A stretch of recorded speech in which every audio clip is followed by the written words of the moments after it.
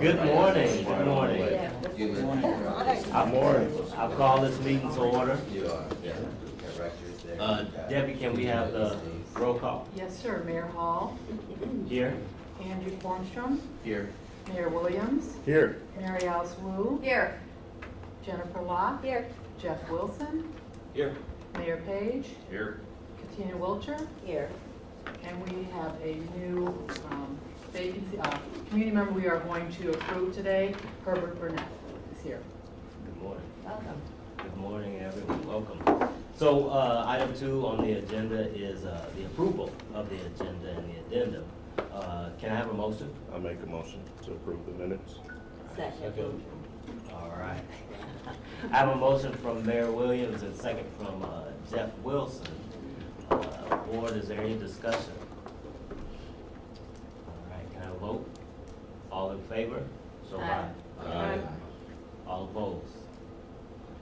Motion carried. The agenda is accepted. We'll move on to item 3, which is audience participation.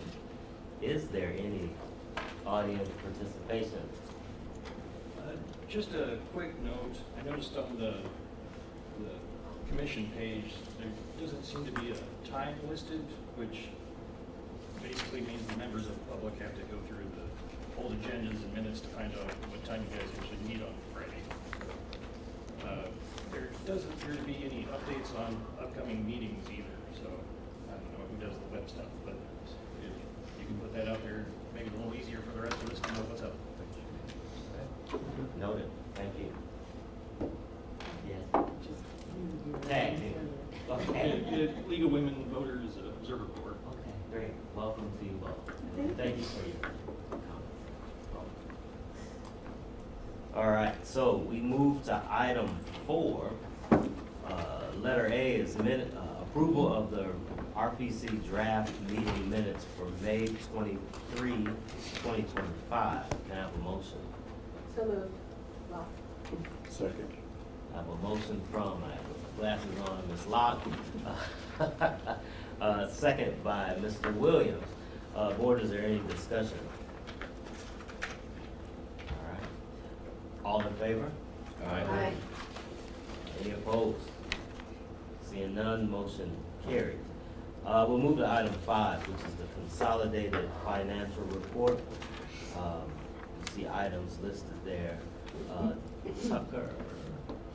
I thought I'd introduce myself before I started talking about these, just so people know a little about me. I was born in Champaign, Urbana, and I went to school at Eastern for my undergrad and Carbondale for my master's. And then after school, I worked at Kemper CPA Group, which is a top 100 accounting firm, public accounting firm. And I did that for 6 years, and then I left and worked at the U of I for another 6 years, and I was a coordinator there, and then I came here. So Welcome. I'm glad to be here. Can I So, say something? thank you, everyone. I was literally looking at you like 3 separate times and it just didn't click. How you That's doing? okay. Wasn't being rude, man. That's okay. Didn't click. Right. My brain is 1,000 miles an hour, but welcome. So I did watch the prior meetings you guys had just to get a sense on what Orion used to say. So I know last time you guys went over the March consolidated financial statements. In this month, we have 3 to go over. And I try to compare the 3, and they're pretty consistent over each month. There is one thing I want to mention that we usually talk about is that there are 2 funds. It's the ICERT and the workforce development. They usually run in a deficit, and the reason because of that is because we do the work first and then we ask for the money after. So that's why those are in deficit, but everything is looking good, and the fluctuation between months is normal. There is a note on the June statement. It's in orange that says revenue expense activity was activity per SSRS, which is the reports that we run out of Munis. It's how we pull our financial statements. The person that does that is Lori, and when she pulls those, the auditor's office usually has the statements available for us. but at the time we pulled this, they did not. From my understanding is they're supposed to have that done on the 10th of each month, and this was pulled on the 28th and they still weren't done. The day after we pulled this, it looked like they did upload, but for July, they're still not up. So I just wanted to make note of that. And that's all I had for the consolidated financial statements. All right. Board, is there any questions? Comments, concerns? All right, can I have a motion to approve Mr. Springfield's splendid? I do have a concern. Yes. My concern is auditor's office is late. And it's obviously disconcerting to everybody here and disconcerting to the planning board itself.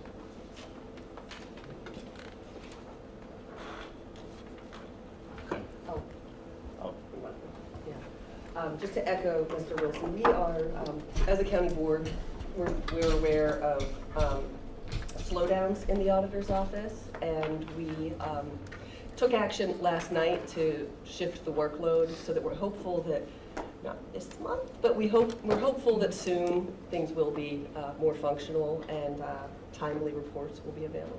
We're hopeful. Anyone else? Great. Can I have a motion to approve the report? I make a motion to. Second. Second. All right, I have a motion from Mr. Page, second from Mr. Williams.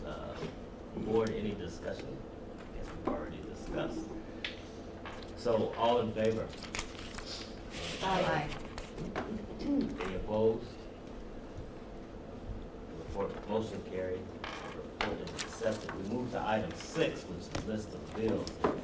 Tucker, you have this one too? Yep, there is a lot of bills on here, so I went through and looked through everything, and looked between the months and just looked at the accounts and tried to see if there's any accounts that fluctuated a lot. And there is 2 that I wanted to mention. On page 23, it is our May, statement for Fund 2075. In an account 502049, it's our client assistance fund, or our client assistant line. There's $1,147,843 on that expense line, which is a lot higher than other months. And the reason for that is there was an additional reconnect assistance that happened. So anybody that maxed out their benefits was allowed to come back, and if they had their utility shut off, or not shut off, but had a disconnect notice, that they could come and get that taken care of. So it drastically increased that month's expenses. And then on page 54, which is our May expenses for 2104, which is our Head Start program, the repairs and maintenance for the building expense jumped up quite a bit, as well as equipment less than $5,000. And the reason for that is we were trying to spend the rest of the startup money to get those new facilities up and running. So we had to get those expensed by then, and that's why they jumped up. But after looking at them, I mean, there was nothing huge that probably needs to be mentioned. They just seem like more routine things. So those are the only 2 things. And besides that, everything else looked pretty normal. So Thank you. Board, can I have a motion to approve the list of bills? So moved. Second. I have a motion from Ms. Beck, and a second from Wu. Thank you. Is there any discussion? Perfect. All in favor? Aye. Any opposed? All right, motion carried. We move on to item 7, which is action items. Letter A is approval of community member Representative Herbert Burnett. Yes. Thank you, Mayor. I'd like to introduce to the commission Mr. Herbert Burnett. We have a nominating committee which went through soliciting applications from the public. And that culminated into a sit-down with Mr. Burnett. And the nominating committee would like to present to the commission for your approval Mr. Burnett to be the second community member. Absolutely. All in favor? Aye. Oh, I'm sorry. Did we want to Introduce? let you Yeah, introduce yeah, you yourself? wanna speak? Hi, Okay, I'm I'm Herbert sorry. Burnett. Actually went to Brookings Junior High School from 76 to 79. This room has happy memories.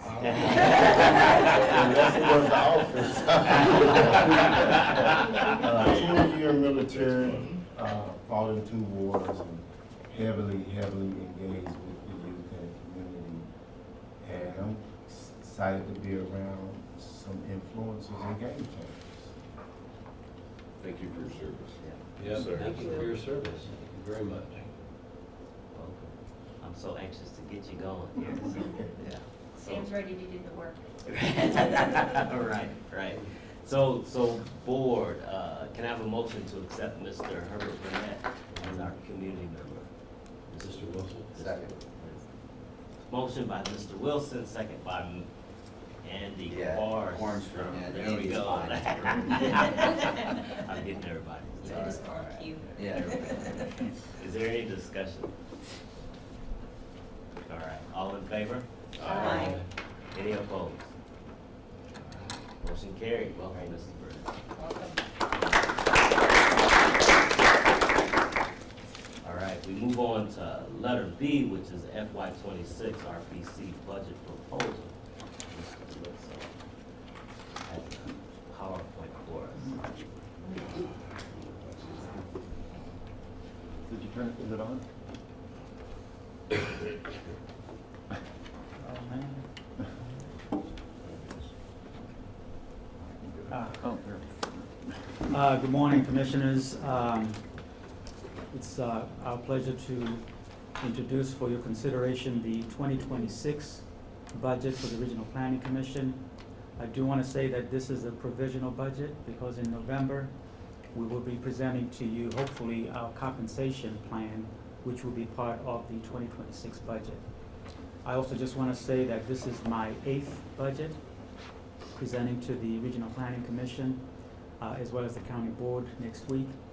I think in 2017, the first budget that I presented was about 26 million. In this year, we'll be presenting about an $81 million budget. So we've experienced considerable growth in the last 8 years. So the overall budget for the Regional Planning Commission consists of, and you can see the comparisons between the current year, which is 2025, and 2026. But for 2026, expecting revenues of 81,204,251, with expenditures of 82,969 and $7. This represents a full-time equivalency, so staffing levels of about 383. Our budget consists of 7 different funds. These include 146 grants and contracts across 9 programs. The Regional Planning Commission budget is about 94% state and federal funding, so we rely heavily on grant funding. As I already said, staffing positions budgeted at 383. However, you probably will hear from our HR report, our staffing levels are down due to vacancies. But as far as budgeting, the budgeting level for 2026 will be 383. The administrative costs for our budget, total budget, is 5.2% of the agency budget. This is considerably less than what the federal government allows, which is 15%, as well as less than what the state allows, which is 20%. So we're proud of the fact that majority of our funding goes towards programs and services. But as we've been reporting to you in these last few months, we are presenting to you pretty much status quo budget, even though funding levels at the federal level are still uncertain.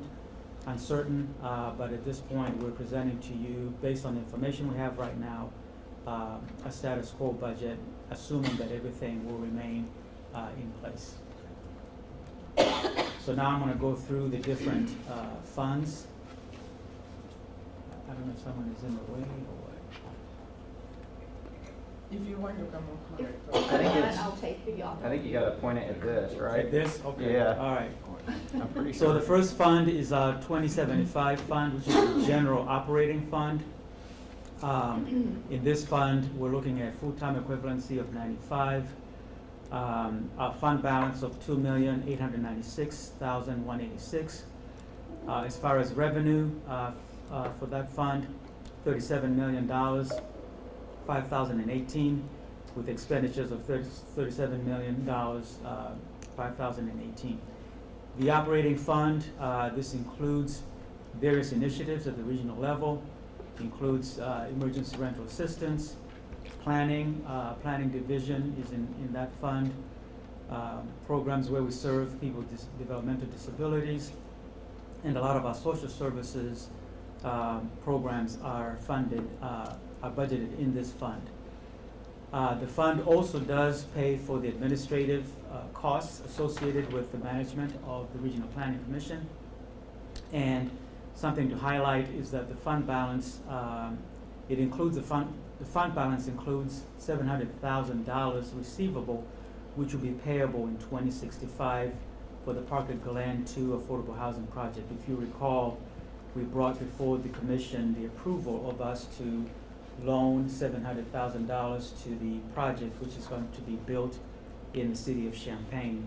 And we are expecting that to be paid back to us in 2065. I'm sure I won't be here then. Again, shifting federal funding priorities may result in us adjusting program structures and objectives in the upcoming fiscal year.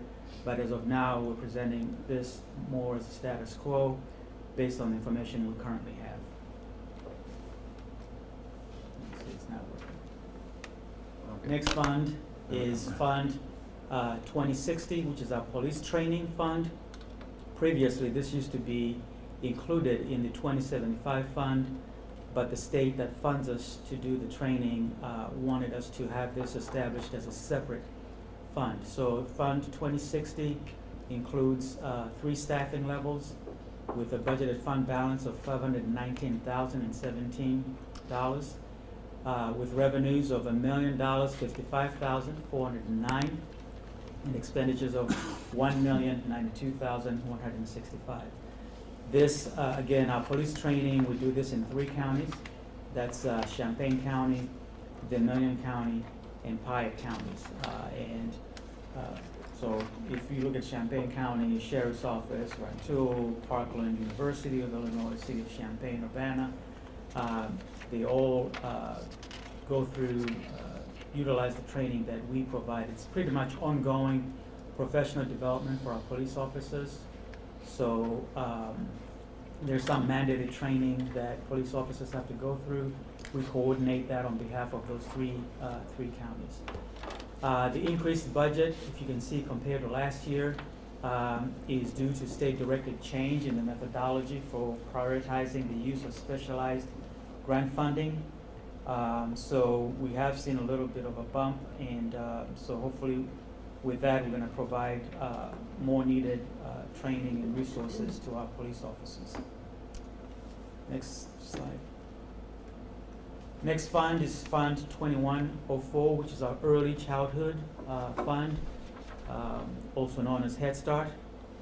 This is probably our largest fund, which has full-time equivalency of 237, basically staff, budgeted fund balance of $2,602,387, revenues of $20,155,920, and expenditures of $20,155,920.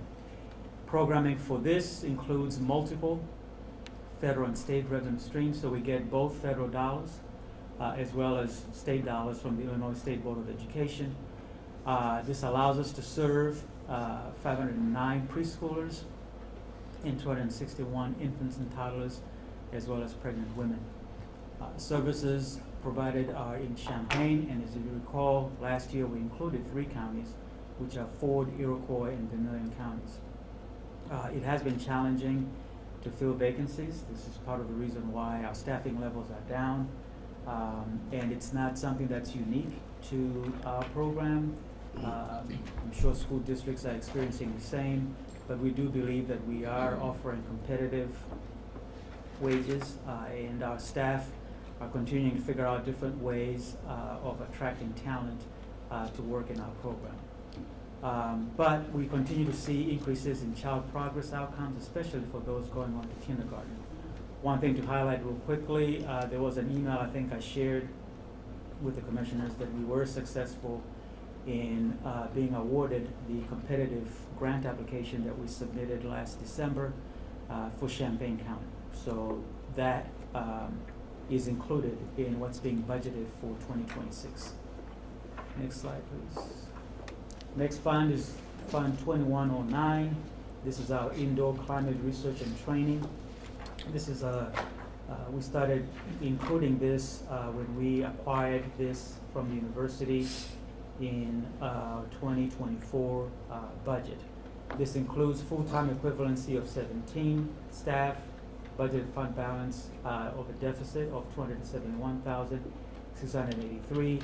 And as Tucker explained, this is one of those programs where there's always a delay or a lag in getting reimbursed by the state of Illinois. That's why the fund balance is in a deficit. But as far as revenues for 2026, we're looking at $16,746,076. Expenditures of $16,746,076. It includes funding from the Illinois Home Weatherization Assistance Program, and with that we provide specialized training for newly hired weatherization energy auditors and quality control inspectors, and as well as continuing education for staff that work in the weatherization program. The budget also includes funding for us to get a state-of-the-art training center, which will allow us to expand our training for the weatherization workforce in Illinois. And we are in discussions with the county to actually utilize part of Brookings to develop this training center. The deficit fund balance, as I indicated earlier, is due to timing in reimbursements from both the federal and DCEO, which is the state agency that funds us primarily. Next fund. The next fund is 2110, which is our workforce development fund. Again, this is the other one that does have a deficit in the fund balance of $235,554. Again, same reason as the one previous. It's due to timing in being reimbursed by the state government. The revenues for Fund 2110 are $5,781,828, and expenditures with the same amount. And one thing to note is that our funding for FY26 increased due to an increase in federal pass-through funding to the state of Illinois. So the increase is due to the population characteristics in our local area. Funding also includes state apprenticeship expansion formula grant and a grant to be part of the Illinois Quality Jobs Initiative. Next slide. Okay. The next fund is Fund 2474, which is our USDA loan fund, with a budgeted fund balance of $723,744, revenues of $10,000, and expenditures of $40,000. This is the fund where we do the intermediary revolving loan program. We provide loan, I think it's a 1% interest loans to rural areas with populations of less than 25,000. I think one of the last ones we probably did was the Village of Royal to assist with their downtown sewer project. But again, we use this fund to assist with financing businesses and economic development activity to create or retain jobs in disadvantaged and remote communities. The next fund is Fund 2475. This is our Economic Development Fund. This has a budgeted fund balance of $4,255,589, with revenues in 2026 of $450,000, expenditures of $2,148,000. This accommodates restricted revolving loan portfolio with proportionate job creation or retention requirements. The fund balance also includes facilities funding for a potential purchase or repair of a facility. And that's why you're seeing a large expenditure line that will all come out of the fund balance. But at the time of this presentation today, cash flow is constrained, with $2.4 million of the fund balance being restricted from CDC loans. So we have the Champaign County Community Development Corporation, which the RPC helped to set up, and we have banks that are members of that CDC. So some of our local banks, Busey, Champaign, then some of the larger banks like PNC are members of that, and we do loans to small businesses. The only requirement is that those businesses have to at least get 51% of their financing from a bank, and then we can come behind that. And so that's what the CDC does. It does help the banks with their CRA credits, and it's been around for a number of years. I think that should be the last slide. Yes.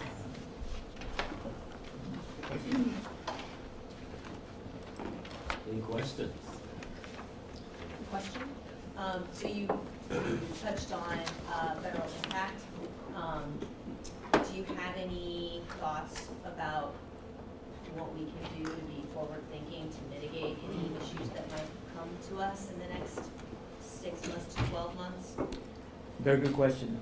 So one of the things we did pretty much right at the beginning of the year when we experienced the funding freeze, I think it was in February,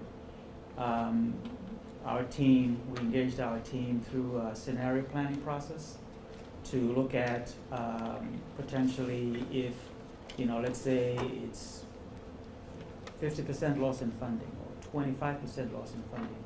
What does that look like within your various divisions or programs in terms of staffing, services that can be provided?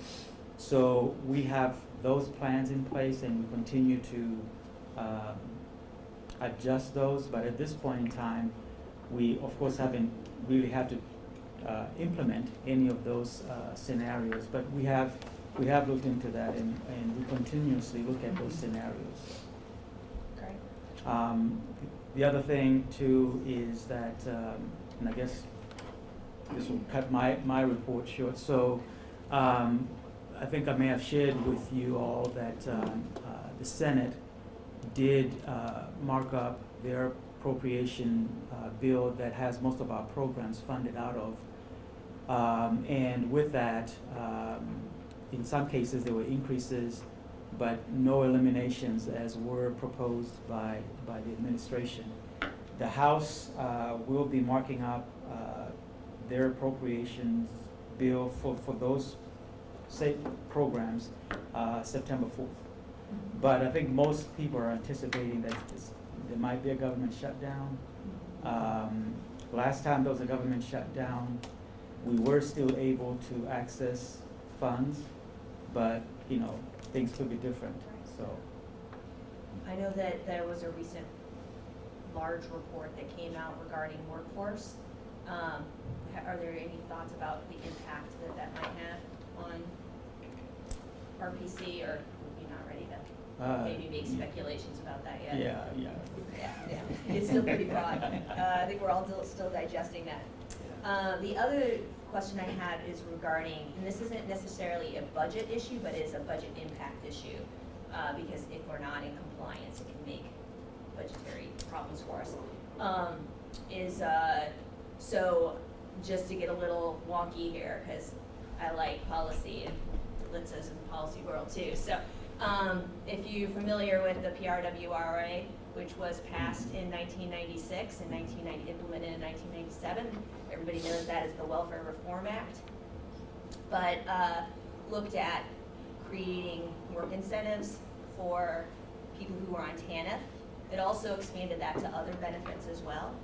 But within that context, there's an element that requires documentation for people in order to receive benefits. A recent review of PRWRA came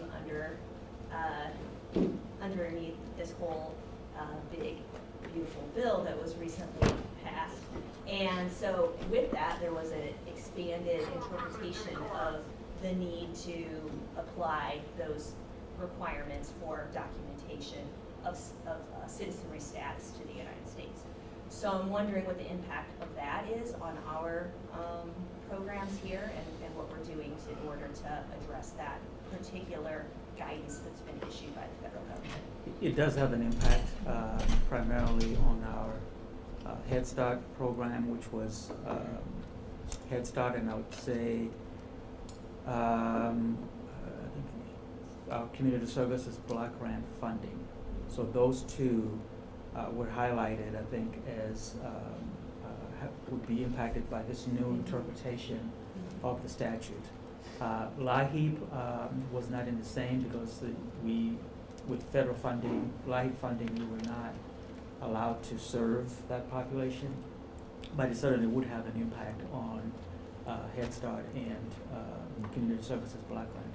My understanding is I think their federal government was waiting to implement that in states that had filed a lawsuit, and I think they're waiting until September 10th, sometime in It's the September. beginning of September, yeah. So, but I don't know if you want to speak to the impact of it. Well, for our early childhood division, we are preparing. I think that it's something that we're not thrilled about, because I think it really does affect families and as well as our employees. And there's a trust issue with some of that, and concerns about coming to a facility that is funded by the federal government. So I think there's a lot to that. So we are preparing ourselves. We are looking at our policies.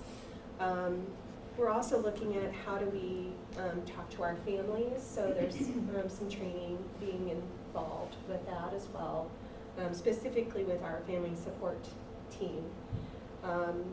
Because we do want to make sure that families feel comfortable coming to any of our early childhood centers and being, and receiving services, whether it's in the home or in a family child care provider home. So we are preparing, but hopefully, Congress will maybe make a change. We're hoping.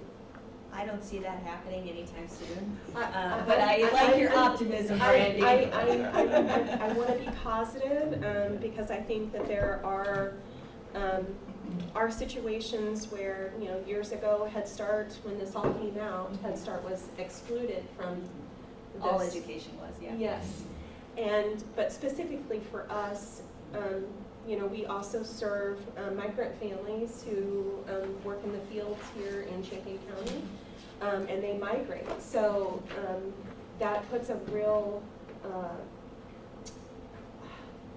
it causes a lot of strain for the families, but also for programs, trying to provide services to children. Yeah. So. Well, I think the biggest challenge that a lot of organizations are gonna find is not just making, a big piece of it is inviting people and making people feel welcome. The secondary piece is making sure that your documentation is correct documentation. Correct. And so working with local entities that have expertise in that is probably gonna be vital. Absolutely, and there's actually, I've done some research, there is an actual program or a system that programs can use, Yes. and it's something that our staff could use to verify immigration status. And it does not appear to attach a fee, at least that I could see. So we are looking at that aspect of it too. Great, thank you. Anyone else?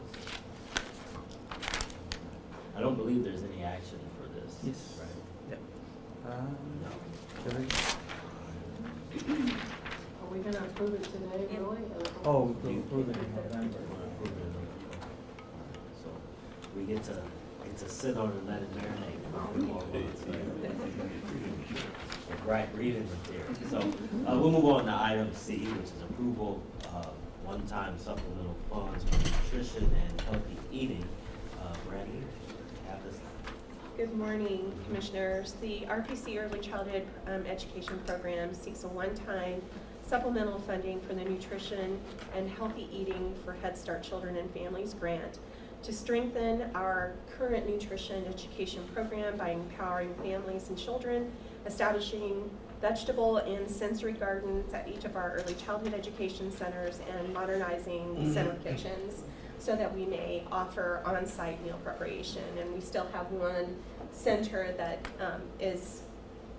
requires us to cater out. This three-pronged approach will directly support improved health outcomes, greater food security, and lasting healthy habits among children and families we serve. The total cost for the request is $251,360, and it will be allocated proportionally based on funded enrollments within all 4 counties, Champaign, Ford, Iroquois, and Vermilion. We are asking for a non-federal share or match waiver. Since the onset of COVID-19 pandemic, believe it or not, we are still suffering in relation to volunteerism and in-kind donations across all of our service areas. Many long-standing community partners are no longer able to contribute volunteer or donated goods and services due to ongoing economic hardship within their own businesses. So this is very much impacting our ability to reach the non-federal share match. Given these challenges, RPC is requesting a waiver for the non-federal match requirement based on the limited ability of community resources across all 4 counties we serve. RPC does remain committed to engaging with new and existing community partners to increase donations of times, goods, and services. And this is something that is allowable in the Office of Head Start of asking for these requests and based on the lack of community resources. And then additionally, due to the structure of this grant, our program's fiscal year, we are also requesting approval to carry over any awarded funds into the subsequent fiscal grant year. Our grant period for Head Start, or for this particular grant, is October 1st, 2025 through August 31st, 2026. Our fiscal grant year is March 1 through February 28th of each year. So this grant is going to span across 2 grant years. Much of the work associated with this project, particularly garden planting and harvesting, will take place in the spring and summer of 2026, thus overlapping the fiscal years. This request will ensure we can implement the program fully and responsibly without risk of losing funds due to timing mismatches.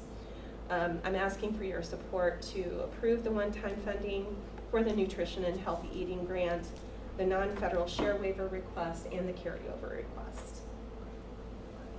So before I ask for a motion, do we need to separate your request into 3?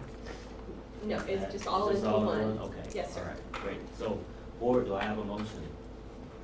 So moved, Wiltshire. Thank you. Second, Cornstrom. All right, so I have a motion from Ms. Wiltshire and second from Mr. Cornston.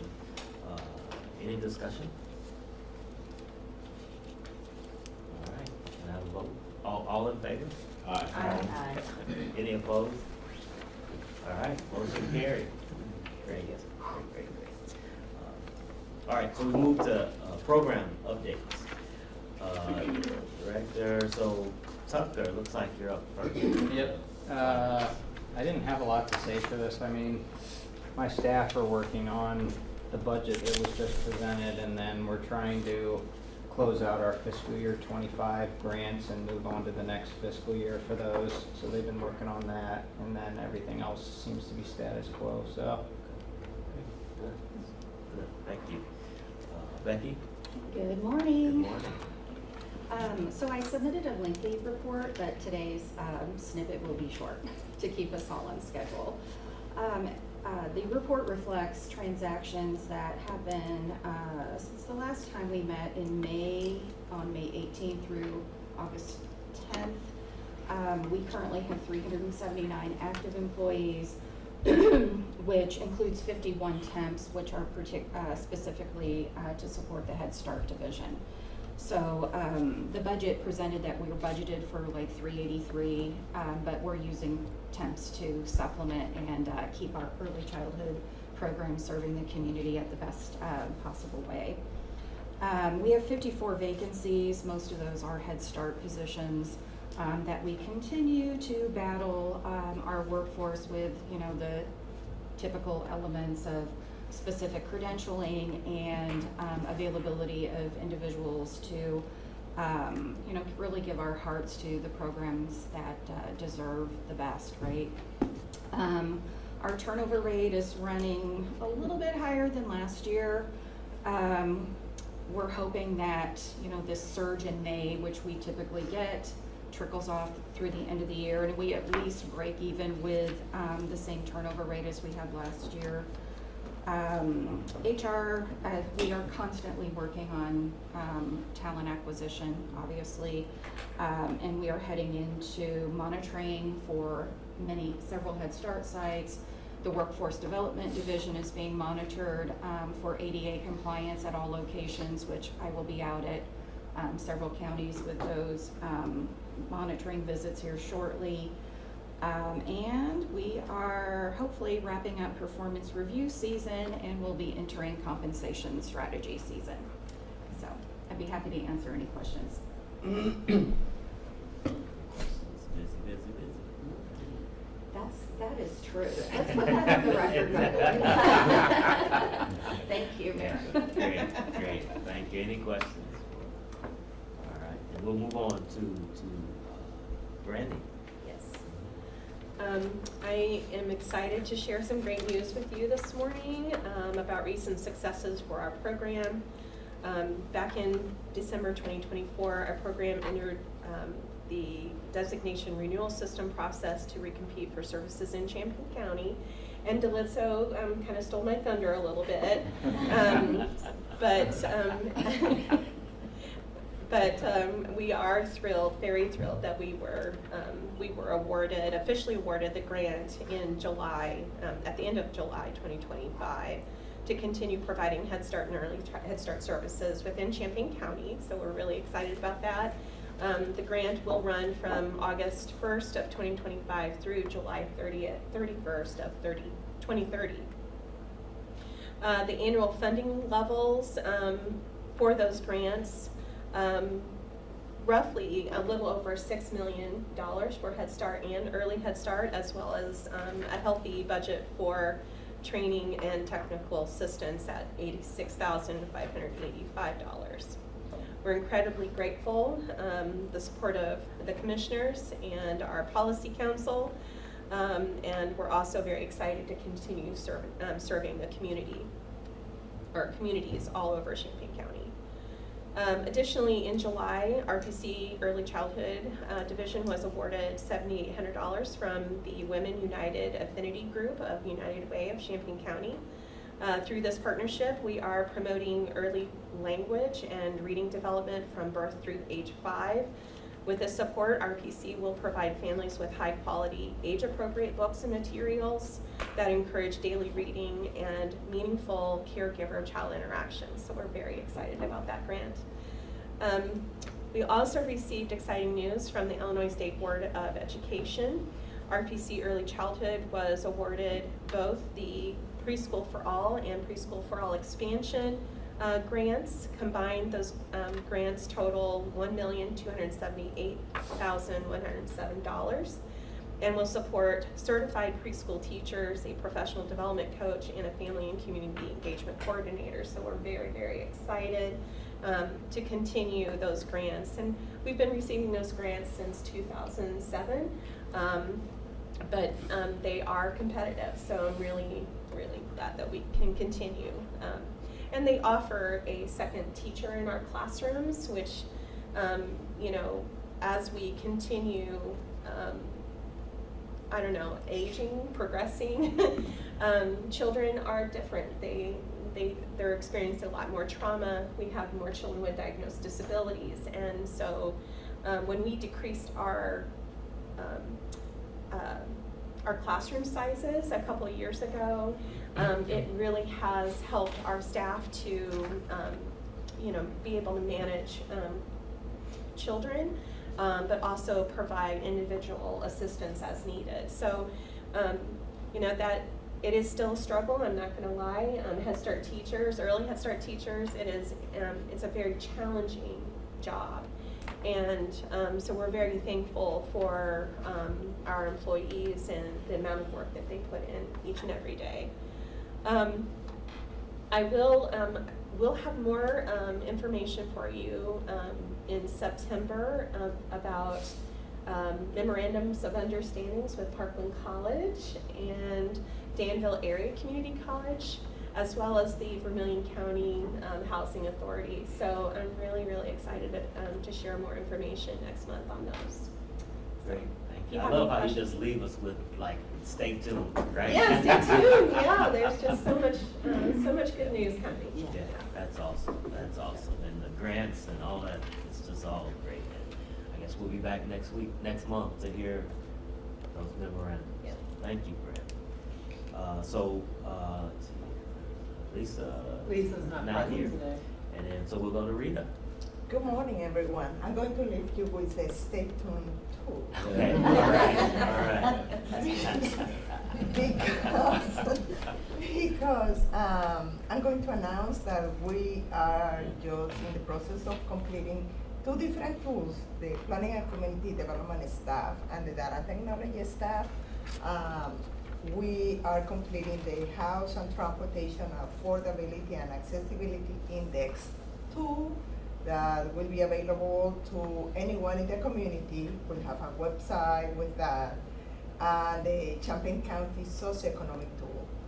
The house and transportation affordability and accessibility index tool basically will provide locally informed and locally relevant insights into the interaction between housing and transportation in Champaign County with locally collected data and data from different sources. And we'll use that interaction, that data that we have to be part of our QATS modeling suite that we use for developing our plans. But it's an interactive tool that will be available to anyone in the community to look at it.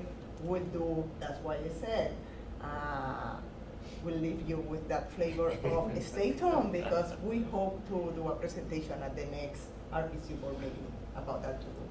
The socioeconomic tool for Champaign County is a tool that we developed that anyone in the community can use too. And basically we have a tool where you can select any area in Champaign County, and could be a polygon, could be just a roadway segment. And once you select that area that you want to see what is going on there in terms of demographic, then at the end you'll have a PDF with all the socioeconomic information for that area that you can use for grant application. Then, yes, I know that everyone is very excited about it. And one thing that you need to know, because there are a lot of national tools similar to that one, but what they do is they use the block groups and they use a percentage of that. We basically look exactly at the block group information and we tailor that to, okay, how many houses are here, and we work with that to make it more localized to our community. Then we are very excited about those two tools, and we are doing a presentation to the staff of all the RPC member agencies at 10:30 after this meeting to get comments from them. And then that's why we haven't released the tool yet, but at the end of this month, we are hoping to release the tool to everyone and do a presentation to all of you at the next RPC board meeting after we get comments from people. The other two items that I want to mention today is Champaign Urbana Bike Tour Day, and you have that here. We are open for registration. It's Wednesday, September 10th. Last year, we have record number of participants, over 1,200 people. We have Rantoul involved. We have table in Rantoul. Sadly, this year, we don't have San Joe Mahomet participating, but we are adding, finally, Carr Hospital is participating this year, which is exciting, finally. And we are working on updating our Greenways and Trails Plan, which is an active transportation plan for the Champaign Urbana and for Champaign County. Then we are doing public outreach.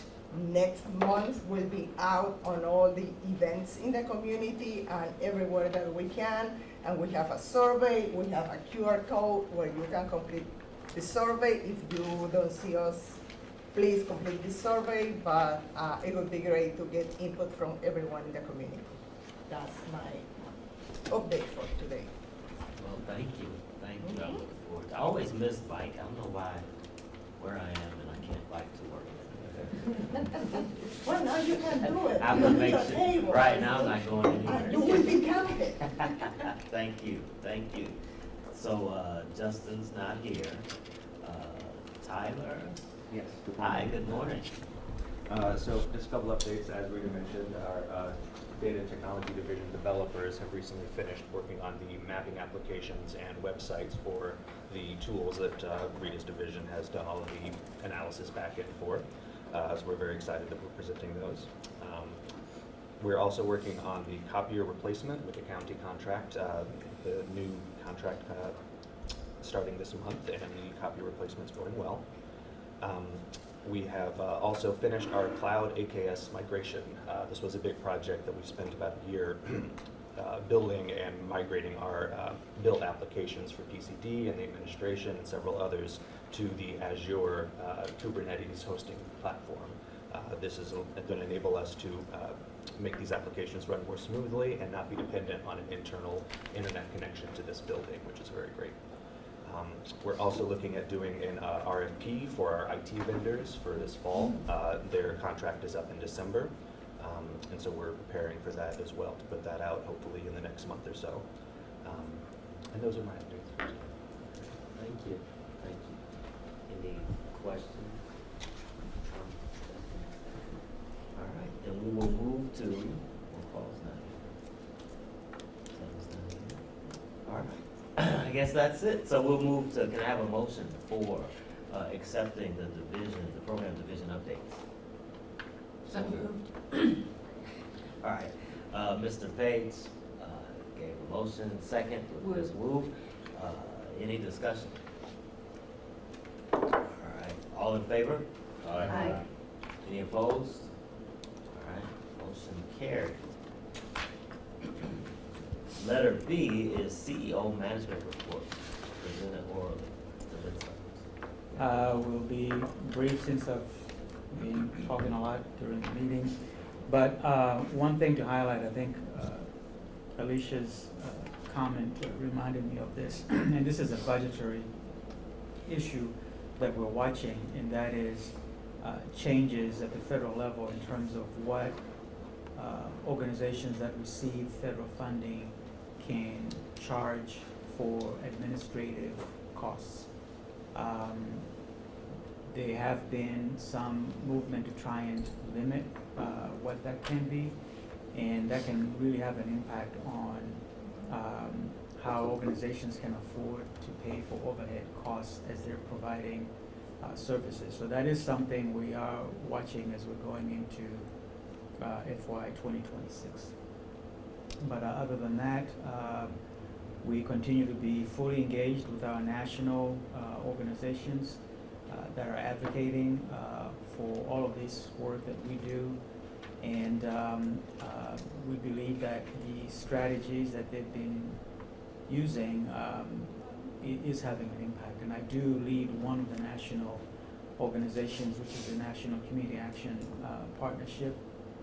And so we will continue to engage with our members of Congress. Something else I thought Brandy was going to highlight is we did have tremendous support from our congressional delegation when we submitted the Head Start application last December. So we had, they basically all signed on to a letter strongly supporting Champaign County's application. So other than that, Mr. Mayor and Commissioners, I think that concludes my report. Okay, great. And I noticed that I missed that you're gonna read Justin's report. Is that still- Well, some of it I actually highlighted in the presentation of the budget, like Okay. the increase in the funding, so I didn't want to repeat it. Cool, cool. All right, yeah, I just realized that's that. So, cool. So item 10 is old business. What old business, if any? All right, then any new business?